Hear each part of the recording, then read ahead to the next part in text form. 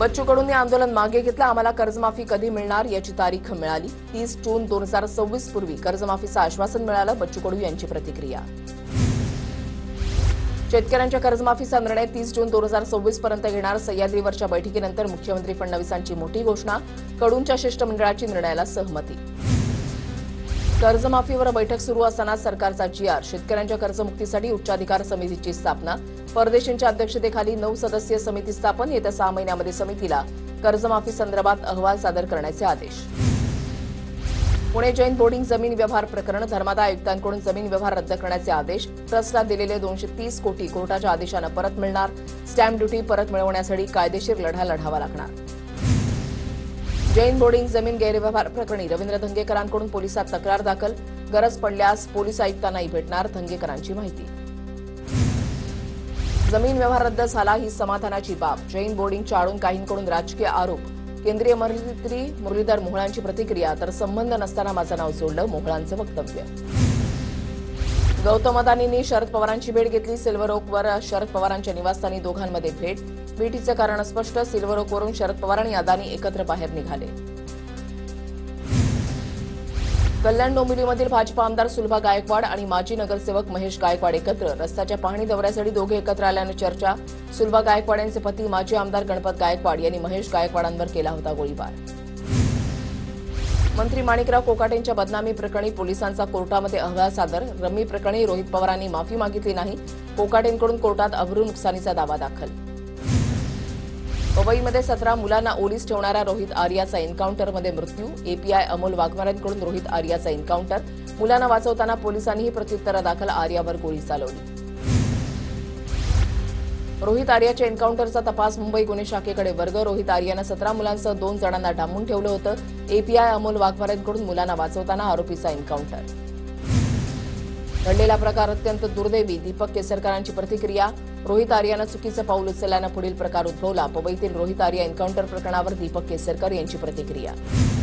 काही शासकीय बिलांसाठी आरोपीनं हा प्रकार केला होता. स्वतःला पैसे मिळण्यासाठी लहान मुलांना वेठीस धरणं चुकीचं. आरोपी रोहित आर्याच्या एन्काउंटरवर उदय सामंतांची प्रतिक्रिया. पवईतील घडलेलं प्रकरण खूप गंभीर आहे. घटनेचा सखोल तपास सुरू आहे. पवईमध्ये 17 मुलांना ओलीस ठेवलेल्या प्रकरणावर योगेश कदमांची प्रतिक्रिया. रोहित आर्याला मनोरुग्ण म्हणवणाऱ्या सरकारची कीव येते. जर रोहित आर्य मनोरुग्ण होता तर शिक्षण विभागानं काम का दिलं? काँग्रेसचे नेते विजय वडेट्टीवार यांचा सवाल. पवईमध्ये ओलीस ठेवलेल्या मुलांना रुग्णालयामधून डिस्चार्ज. रोहित आर्य या व्यक्तीनं अल्पवयीन मुलांना ओलीस ठेवलं होतं. सर्व मुलांची प्रकृती स्थिर. मुंबईतील ओलीस ठेवलेल्या मुलांची आमदार मुर्ची पटेलांकडून भेट. आमदार मुर्ची पटेलांकडून मुलांची विचारपूस. आरोपी रोहित आर्यानं मुलांना वेबसिरीजच्या ऑडिशनसाठी बोलावलं होतं. 6 दिवसांपासून शूटिंग सुरू असल्याची आरोपीकडून पोलिसांनी एअरगन आणि केमिकल जप्त केलं. मुंबईतील सर्व घटनेला शासन जबाबदार. सूरज लोखंडेंचा आरोप. तर आर्यानं स्वच्छ आणि सुंदर शाळांचे प्रकल्प राबवण्यासाठी घर विकलं. प्रकल्पाचे पैसे न मिळाल्यानं मंत्रालयाजवळ 26 दिवस उपोषण सुद्धा केलं. ठाकरे गटाचे पदाधिकारी सूरज लोखंडेंची माहिती. माझी शाळा सुंदर शाळा स्वच्छ शाळा प्रकल्पाचं काम दिलं गेलं होतं. मात्र त्यांनी त्या लोकांकडून परस्पर पैसे घेतल्याचं विभागाचं म्हणणं होतं. विभागाकडून येणाऱ्या पैशांसाठी असं करणं चुकीचं. माजी मंत्री दीपक केसरकर यांची प्रतिक्रिया. पोलिसांमुळे खूप मोठी दुर्घटना टळली. वडेट्टीवारांची प्रतिक्रिया. मुलांचा जीव गेला असता तर जबाबदारी कुणी घेतली असती? तत्कालीन शिक्षण मंत्री जबाबदारी घेणार होते की महायुती सरकार? वडेट्टीवारांचा सवाल. माझी शाळा सुंदर शाळा उपक्रमाचे रोहित आर्याचे पैसे दिले नाही तर ठेकेदाराचे पैसे न दिल्यानं सामान्यांना मनस्ताप सहन करावा लागला. रोहित आर्या एन्काउंटर प्रकरणावर वर्षा गायकवाड यांची प्रतिक्रिया. भीमा कोरेगाव प्रकरणामध्ये उद्धव ठाकरेंना कारणे दाखवा नोटीस. चौकशी आयोगानं उद्धव ठाकरेंना नोटीस बजावली.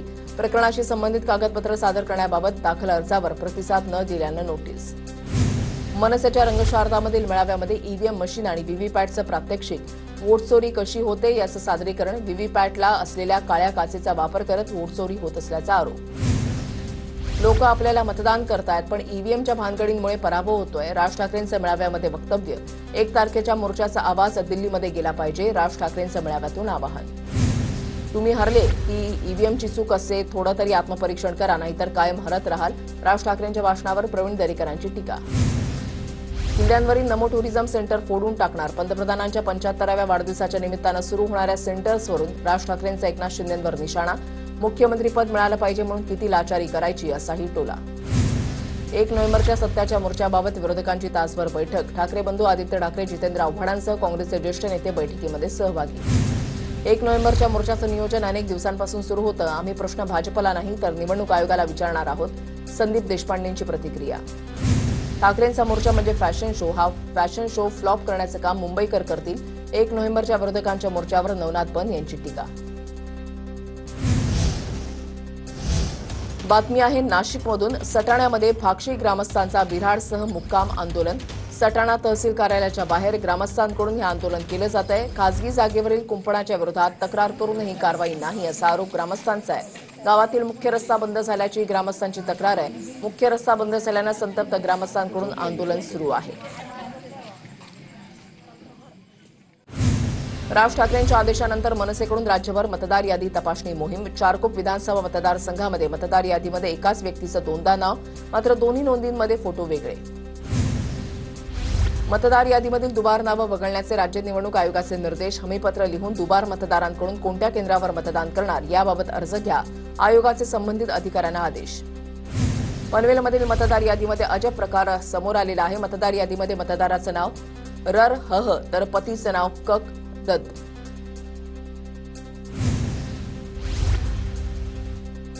आगामी निवडणुकीमध्ये कसं लढायचा हा निर्णय जिल्हा पातळीवर घेणार. काँग्रेस प्रदेशाध्यक्ष हर्षवर्धन सपकाळ यांची माहिती.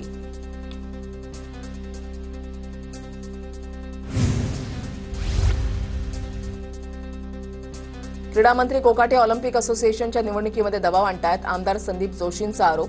क्रीडा मंत्री कोकाटेंचा मुख्यमंत्र्यांनी राजीनामा घ्यावा. संदीप जोशी यांची मागणी. रणजित नाईक निंबाळकर यांच्यावर होत असलेल्या आरोपामागे रामराजे निंबाळकरांचा हात. भाजपचे ज्येष्ठ नेते प्रल्हाद साळुंखे यांचा आरोप. माझ्या नादाला लागला तर मी 100 कोटीची नोटीस देणार. रामराजे नाईक निंबाळकरांचा प्रल्हाद पाटलांना इशारा. तर तुमची अजून कर्ज फिटलेली नाहीत, माझ्या नादी लागाल तर उरलेले 30% कर्ज वसुली मागे लावणार असल्याचाही इशारा. सुषमा अंधारेंकडून बीडच्या वडवणी गावामध्ये जाट. डॉक्टर महिलेच्या कुटुंबियांची भेट. सुषमा अंधारेंचा सरकारला 2 नोव्हेंबरपर्यंत अल्टिमेटम. मागण्या मान्य न केल्यास 3 तारखेला फलटण पोलीस स्टेशनच्या समोर आंदोलन करणार. अंधारेंचा इशारा.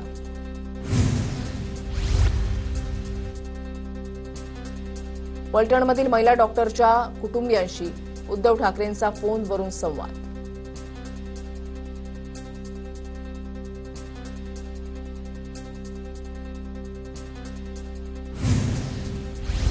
उपमुख्यमंत्री अजित पवारांचा मृत डॉक्टरच्या कुटुंबियांशी फोनवरून संवाद. दोषींना सोडणार नाही, कुणाचाही हस्तक्षेप होऊ देणार नाही. अजित पवारांचा कुटुंबियांना शब्द.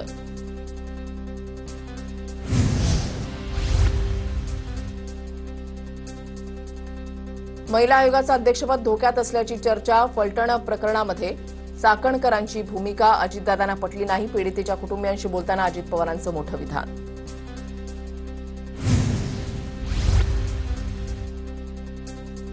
महिला आयोगाच्या संदर्भातील देखील कारवाई करू. अजित पवारांनी शब्द दिल्याची सुषमा अंधारे यांची माहिती. तर कुटुंबियांच्या भेटीदरम्यानच सुषमा अंधारे आणि रुपाली ठोंबरे यांच्यामध्ये शाब्दिक वाद.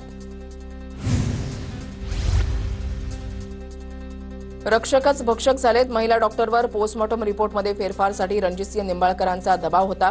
फलटण महिला डॉक्टर आत्महत्या प्रकरणी वर्षा गायकवाडांचा आरोप. फलटणमध्ये घडलेली घटना माणुसकीला काळीमा फासणारी. महिला डॉक्टर आत्महत्या प्रकरणाचा रामराजे निंबाळकरांकडून निषेध. कुणामुळे झालं कसं यावर मला बोलायचं नाही, पण या घटनेचं लागलेला कलंक धुवून काढायचा आहे. रामराजे निंबाळकरांची प्रतिक्रिया. 8 दिवसामध्ये न्याय न मिळाल्यास पोलीस ठाण्याच्या समोर नग्न आंदोलन करणार. महिला डॉक्टर आत्महत्या प्रकरणामध्ये सामाजिक कार्यकर्ते रमेश पाटलांचा सरकारला इशारा. फलटणमधील महिला डॉक्टर प्रकरणामध्ये एसआयटी स्थापन करण्याची कुटुंबियांची मागणी. शवविच्छेदन अहवालाबाबतही कुटुंबियांकडून संशय व्यक्त. मृत्यूची वेळ चुकीची नमूद केल्याचाही आरोप. कवडगाव इथे पाण्याच्या टाकीवर चढून ग्रामस्थ आणि कुटुंबियांचं आंदोलन. दाऊद इब्राहिम दहशतवादी नाही, दाऊदला चुकीच्या पद्धतीनं सर्वांसमोर मांडलंय. गोरखपूरमधल्या पत्रकार परिषदेदरम्यान ममता कुलकर्णीचं वादग्रस्त वक्तव्य. तर गोरखपूरमधील पत्रकार परिषदेमध्ये मी दाऊद नाही तर विकी गोस्वामी विषयी बोलत होते, कुलकर्णीचं स्पष्टीकरण. एकनाथ खडसेंच्या घरी चोरी करणाऱ्या तिघांची पोलिसांना ओळख पटली. तिघेही चोरटे उल्हासनगरमधले असून नातेवाईकांकडे आलेले असताना चोरी केल्याची माहिती. चोरट्यांनी चोरी करताना वापरलेल्या दुचाकीसह चोरलेल्या 3 बॅगाही हस्तगत केल्याची पोलिसांची माहिती. फेसबुक लाईव्ह करत एका महिलेचा रुपाली पाटलांवर आरोप. रुपाली पाटलांनी गुंड पाठवून हल्ला केल्याचा महिलेचा आरोप. रुपाली पाटलांना राष्ट्रवादीतून निलंबित करा, महिलेची मागणी. अमरावतीच्या तळेगाव दशासरमध्ये अजित पवारांच्या गाडीला काळे झेंडे दाखवले. कर्जमाफीच्या मागणीसाठी शेतकऱ्यांनी अजित पवारांना काळे झेंडे दाखवले.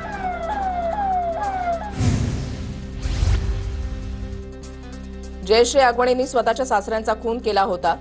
नणंद सुनीता आगवणेंचा जयश्री आगवणेंवर आरोप. तसंच मुंबईमध्ये चोऱ्या करणं ही जयश्री आगवणेंची पार्श्वभूमी असल्याचा माजी नगरसेवक अनुप शाह यांचा आरोप. शिंदेचे शिवसेनेचे नेते दिलीप भोईरांसह 21 आरोपींना 7 वर्षांची शिक्षा. अलिबागमधील चोंडी मारहाण प्रकरणी न्यायालयाचा निकाल. मारहाण प्रकरणी 12 वर्षांपूर्वी गुन्हा दाखल करण्यात आला होता. छत्रपती संभाजीनगरमध्ये वंचित बहुजन आघाडीच्या पदाधिकाऱ्यांनी पोलीस उपायुक्तांची भेट घेतली. यावेळेला प्रकाश आंबेडकरांच्या संदर्भातील व्हिडिओ व्हायरल केलेल्या पेजवर कारवाई करण्याची मागणी करण्यात आली.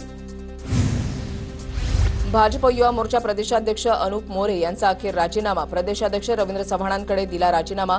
भाजप युमोच्या महिला पदाधिकाऱ्याकडून मोरेंवर झाले होते गंभीर आरोप. माझ्यामुळे पक्षाची प्रतिमा मलिन होऊ नये म्हणून निर्णय घेतल्याचा पत्रामध्ये उल्लेख. शरद पवारांच्या राष्ट्रवादीचे नेते मेहबूब शेख यांचं मंत्रालयाच्या समोर आंदोलन. फलटणमधल्या महिला डॉक्टर आत्महत्या प्रकरणी मेहबूब शेख आक्रमक. अमरावतीमध्ये दिवंगत नेते रासू गवई यांच्या स्मारकाचं लोकार्पण. यावेळेला मुख्यमंत्र्यांनी न्यायाधीश भूषण गवईंचं कौतुक केलंय, तर दुसरीकडे शिंदेंनी रासू गवईंबद्दल एक किस्सा सांगितला. स्थानिक स्वराज्य संस्थांच्या निवडणुकीमध्ये उमेदवारीसाठी खर्चाची मर्यादा जाहीर. मुंबई, पुणे, नागपूरसाठी 15 लाखांची खर्चाची मर्यादा, तर पिंपरी चिंचवड, नाशिक, ठाणे इथल्या उमेदवारांना 13 लाख, तर कल्याण, डोंबिवली, नवी मुंबई, छत्रपती संभाजीनगर, वसई, विरारसाठी 11 लाखांच्या खर्चाची मर्यादा.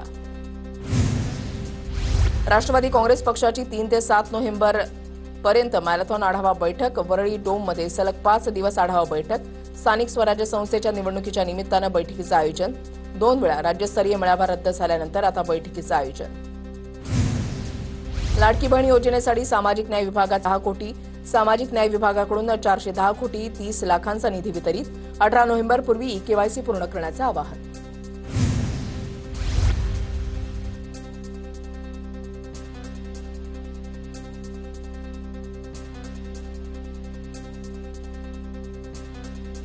आता नवी मुंबई विमानतळाला सुद्धा सीआयएसएफचं कवच. कालपासून विमानतळावर सीआयएसएफचे जवान तैनात. डिसेंबर अखेरपर्यंत 1840 सीआयएसएफ जवान नवी मुंबई विमानतळावर तैनात करण्यात येणार. जळगावच्या सराफा बाजारामध्ये सोन्याच्या दरामध्ये 1,000ची घसरण. सोन्याचे दर जीएसटीसह 1,22,570 रुपयांवर. चांदीचे दर जीएसटीसह 1,52,440 रुपयांवर स्थिर. पंढरपूर कॉरिडॉरबाबत सरकारला पुढील आठवड्यामध्ये अहवाल पाठवला जाणार. पंढरपूरचे जिल्हाधिकारी कुमार आशीर्वाद यांची माहिती. वाटाघाटी करून बाधित नागरिकांना जास्तीत जास्त फायदा देण्याचा प्रयत्न असल्याची माहिती. पीक पाहणी नोंदणीला 30 नोव्हेंबरपर्यंत मुदतवाढ. राज्यामधील शेतकऱ्यांना मोठा दिलासा. महसूल मंत्री चंद्रशेखर बावनकुळे यांचा निर्णय. अवकाळी पावसानं रायगड जिल्ह्यामधील भात शेतीचं मोठं नुकसान. मंत्री भरत गोगावले यांची नुकसानग्रस्त भागाची त्यांनी केली पाहणी. कापून ठेवलेली भाताची कणसं पाण्यामध्ये बुडाली. अलिबाग, पेण, उरण, लोहा, माणगावमध्ये भात शेतीचं नुकसान. नाफेड आणि एनसीसीएफ मार्फत सोयाबीन, मूग, उडीद हमीभाव खरेदीला 15 नोव्हेंबरपासून सुरुवात होणार. सरकारकडून एकूण 90 दिवस सोयाबीन खरेदी प्रक्रिया सुरू राहणार असून खरेदी प्रक्रियेसाठी 30 ऑक्टोबरपासून नोंदणी प्रक्रिया बंधनकारक असणार. पावसामुळे गडचिरोलीमधील चामोशीमध्ये भात शेतीचं मोठं नुकसान. 4 ते 5 दिवस सुरू असलेल्या पावसामुळे पीक पूर्णपणे भिजलं. अनेक शेतकऱ्यांच्या शेतामध्ये पाणी साचल्यानं शेतकरी चिंतेत. धुळ्यामध्ये 5 दिवसांपासून सुरू असलेल्या सततच्या पावसामुळे 50,000 हेक्टर खरीप पिकांचं नुकसान. येणाऱ्या काळामध्ये रब्बी हंगामावर सुद्धा या वातावरणातील बदलाचा दुष्परिणाम होण्याची भीती. पुण्यामधल्या खेडमध्ये अवकाळी पावसामुळे कांदा पीक पाण्याखाली. द्राक्ष आणि डाळिंब उत्पादक शेतकरीही संकटात. नांदेडला परतीच्या पावसानं झोडपलं. हदगाव तालुक्यामधल्या अनेक नदी नाल्यांना पूर. पावसामुळे सोयाबीनचं मोठं नुकसान. गडचिरोलीमधल्या चामोर्शी तालुक्यामध्ये पावसामुळे भात शेतीचं मोठं नुकसान. भात शेतीला परतीच्या पावसाचा मोठा फटका. परभणीमध्ये परतीचा पाऊस. काढणीला आलेल्या कापूस पिकांचं मोठं नुकसान. शेतकरी हवालदिल. पावसामुळे रब्बी पेरणी लांबण्याची शक्यता. धुळ्यातल्या खड्ड्यांच्या विरोधात शिवसेना ठाकरे पक्षाचं आंदोलन. भ्रष्टाचाराचे अड्डे, टक्केवारीचे खड्डे या टॅगलाईनचा वापर करून आंदोलन. वारंवार तक्रार करूनही प्रशासन लक्ष देत नसल्यानं शिवसेना ठाकरे पक्षानं अनोख्या पद्धतीनं आंदोलन केलं.